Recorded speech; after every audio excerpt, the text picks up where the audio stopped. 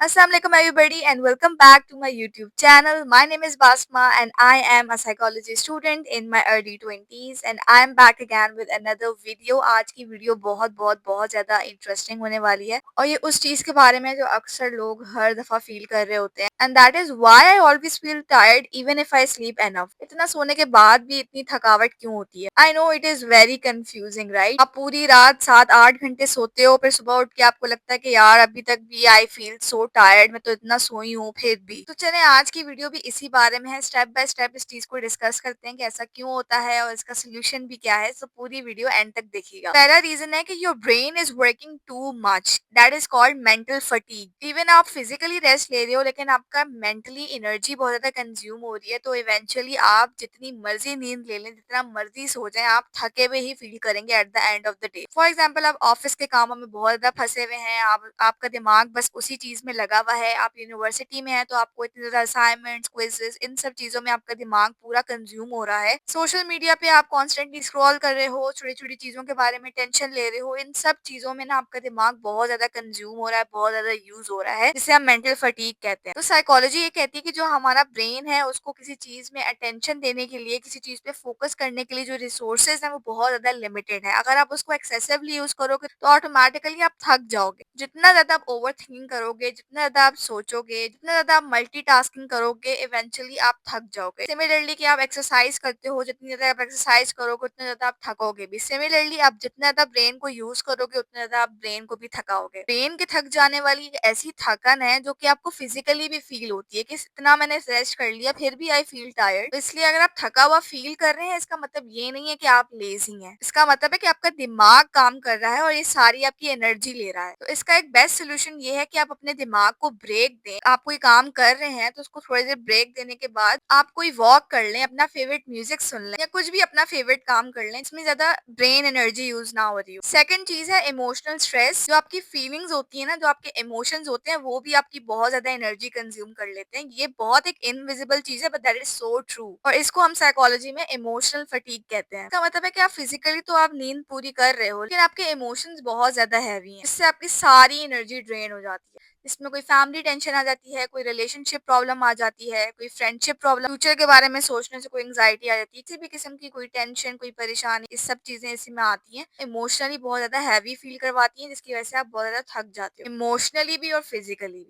इसको हम emotional regulation कहते हैं। अकॉर्डिंग टू साइकोलॉजी जो हमारी फीलिंग्स होती है उसको हमारा ब्रेन और बॉडी कंटिन्यूअसली मैनेज कर रहा होता है। अब ये पूरा मैनेज करने का प्रोसेस भी ना हमारी बहुत ज्यादा एनर्जी कंज्यूम कर लेता है। सुबह उठ के आपको लगता है कि यार मैं इतना सोया हूँ फिर भी मुझे इतनी लेजीनेस फील हो रही है और इतनी थकावट फील हो रही है। इसका बेस्ट सोल्यूशन ये है कि आप अपनी फीलिंग्स को नोट डाउन करें, जर्नलिंग करें किसी के साथ शेयर करें, इस पे आप ट्रस्ट करते हैं तो ऑटोमेटिकली आपकी फीलिंग का जो पूरा लोड है ना वो बहुत ज्यादा कम हो जाता है। Third one is lifestyle habit. छोटी छोटी चीजें जो हमारी लाइफस्टाइल में इंक्लूडेड है वो हमारी एनर्जी बहुत ज्यादा कंज्यूम करती है। हमें पता भी नहीं चल रहा होता लेकिन वो हम पे इफेक्ट कर रही होती है। जिसमें आ जाता है कि अगर आप कोई हेल्दी फूड नहीं खा रहे, आप आपके खाना खाने की रूटीन बहुत ज्यादा ऑफ है, आप घर से बाहर नहीं निकल रहे, फ्रेश एयर नहीं ले रहे, सनलाइट नहीं ले रहे, एक्सरसाइज नहीं कर रहे, वाटर इनटेक बहुत ज्यादा कम है, ये सारी चीजें हैं जो आपकी लाइफस्टाइल में होना बहुत ज्यादा जरूरी है। अगर ये आप नहीं करोगे तो ऑटोमेटिकली आपकी पूरी एनर्जी जो है वो ड्रेन फील होगी। कि ऑनेस्टली इससे ये होता है कि आपके चेहरे पे बिल्कुल भी फ्रेशनेस नहीं होती, अब बहुत आपके फेस पे भी डलनेस दिख रही होती है, क्योंकि जब आप एक्सरसाइज करते हो,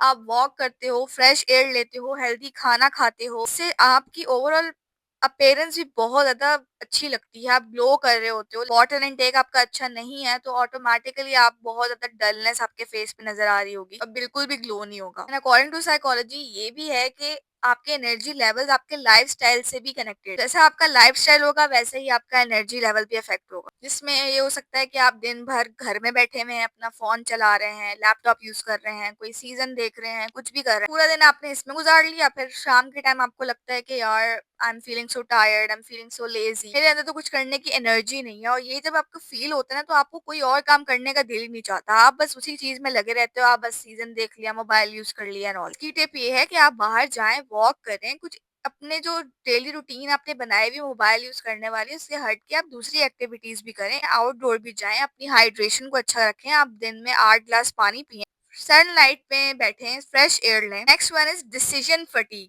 इसका मतलब है बहुत ज़्यादा चॉइसेस लेना। आजकल हम हर छोटी-छोटी चीज़ पे डिसीजंस ले रहे होते हैं और ये भी बहुत ज़्यादा हमारी एनर्जी छीन लेता है। फॉर एग्जांपल आज खाने में क्या खाऊँ, आज मैं क्या ऑर्डर करूँ, आज मुझे क्या करना चाहिए, अब मैंने ये कर लिया है तो अब मैं नेक्स्ट काम क्या करूँ? मैं वर्कआउट करूँ या मैं रेस्ट करूँ? फेवरेट सीज़न देखूँ या मैं सो जाऊँ? स्टडी करूँ या मैं चिल करूँ? तो साइकोलॉजी में डिसीजन फटीग कहते हैं। जितने ज़्यादा आप डिसीजन लोगे इसका मतलब है आपका दिमाग भी उतना ज़्यादा चल रहा है और उतनी आपकी एनर्जी भी खत्म होती है। इसमें वही आ जाता है कि रात को मैं क्या डिनर करूँगी, कल मैंने यूनिवर्सिटी जाना है तो मैं कौन से कपड़े पहनूँगी, कल मेरी असाइनमेंट सबमिशन है तो मैंने उसको कैसे करना है, मैंने कैसे सबमिट करवाना है, सॉल्व कैसे होगा। ये छोटे-छोटे डिसीजंस भी हमारे ब्रेन की पूरी एनर्जी कंज्यूम कर रहे होते हैं। तो आप बहुत ज़्यादा थका हुआ फील करते हैं। ये सारी चीज़ें आई एम श्योर सबके साथ होती होंगी एंड सब इस तरह से फील करते हैं लेकिन हमें एक्चुअल रीज़न नहीं पता होता कि यार ये ऐसा क्यों होता है। इवन मैं भी बहुत ज़्यादा फ़ील करती हूँ, सुबह तक बिल्कुल ठीक है, जैसे शाम का टाइम आता है तो आई फ़ील वेरी लेज़ी और मेरा कुछ भी और करने को दिल नहीं चाह रहा होता। लेकिन ये कोई ऐसी चीज़ नहीं है कि ये बहुत ही कोई बुरी है,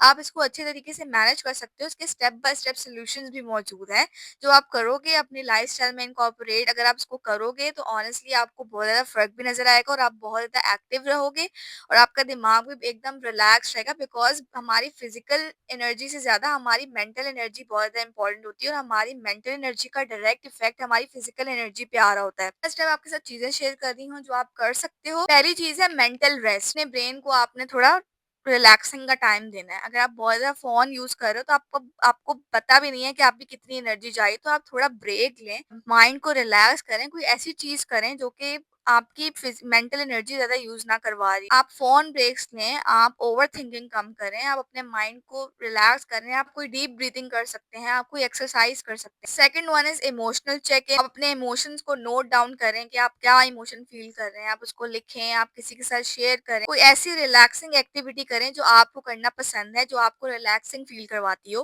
बेटर स्लीप हैबिट्स, अपनी स्लीप हैबिट्स को अच्छा करें। सिर्फ सोना इम्पोर्टेंट नहीं होता, you have to make sure आपकी क्वालिटी ऑफ स्लीप अच्छी हो। तो ये तब हो सकती है कि जब आपका दिमाग थोड़ा रेस्टिंग स्टेज पे है, आप काम एनवायरनमेंट में हो, आपकी रूटीन बिल्कुल ठीक है, आपका स्लीप टाइम एकदम से फिक्स्ड है, इस टाइम पे जागना है, इस टाइम पे सोना है, एकदम से आप इसको आगे पीछे करोगे तो आपकी स्लीप क्वालिटी खराब होती है। Next one is lifestyle basic. आपने बैलेंस डाइट लेनी है, सब कुछ खाना है, आपने ओवर ईटिंग भी नहीं करनी है, आपने कम भी नहीं खाना है, आपने फ्रेश एयर लेनी है, आपने वॉक करना है, बहुत ज्यादा पानी पीना है, अपने ओवरऑल बॉडी का बहुत ज्यादा ख्याल रखना है और आपने बिल्कुल भी अननेसेसरी डिसीजंस लेने को अवॉइड करना है, जो कि बिल्कुल अगर आपको लगता है नेसेसरी नहीं है, फजूल में नहीं करना। आप गोल्स बनाएँ, एक दफ़ा बनाएँ। आपने डेली उस चीज़ को सोचने की ज़रूरत नहीं है। अगर आपको पता है आपकी यूनिवर्सिटी में असाइनमेंट सबमिशन है, आपको 1 हफ़्ते पहले से उस बारे में एक दफ़ा सोच लें, आपको डेली सोचने की ज़रूरत नहीं पड़ेगी। इवन अगर आपको कल यूनिवर्सिटी जाना है, आपको क्या आउटफिट पहनना है, आप 1 हफ़्ते पहले ही सोच के रख लें कि यार ये मेरे पास अवेलेबिलिटी है, ये मैंने पहनना है। तो दिन-ब-दिन हर रोज़ आपको सोचने की ज़रूरत नहीं पड़ेगी। जितना सिम्प्लीफाई कर सकते हैं, उतना करें ताकि आपकी ब्रेन की जो एनर्जी है वो कम यूज़ हो because already there are so many things which are going on. आपके लिए बिल्कुल इम्पॉसिबल हो जाता है कि आप अपने ब्रेन को थोड़ा रेस्ट दें। तो ये आपको खुद मैनेज करना है। चीज़ों को आप नेचुरली फॉलो करें एंड आई एम श्योर आपकी स्लीप क्वालिटी बहुत ज़्यादा इम्प्रूव होगी। एकदम जब आप उठेंगे तो आप बहुत ज़्यादा फ्रेश फील करेंगे और पूरा दिन आप एक्टिव रहेंगे और ये सारी चीज़ें बहुत बेसिक्स ही हैं, हर कोई कर सकता है, कोई इतनी बड़ी चीज़ नहीं है। बहुत ज़्यादा डूएबल है अगर आप इसको इनकॉर्पोरेट करेंगे। आई एम डैम श्योर कि आपकी लाइफ में बहुत ज़्यादा इफ़ेक्ट आएगा और आप बहुत ज़्यादा फिज़िकली भी, मेंटली भी, इमोशनली भी हर तरह से बहुत ज़्यादा एक्टिव हो जाएँगे। तो अगर आपको वीडियो पसंद आई हो तो do like, share and comment और शेयर उन लोगों के साथ करिएगा जो वाक़ई इन सब चीज़ों से गुज़र रहे हैं, जो फ़ील करते हैं सेम टू सेम चीज़। सो या I will be back again with another amazing video जो कि बहुत ज़्यादा इन्फॉर्मेटिव होगी और साइकोलॉजी रिलेटेड होगी। So yes, I hope you like the video. See you in the next one.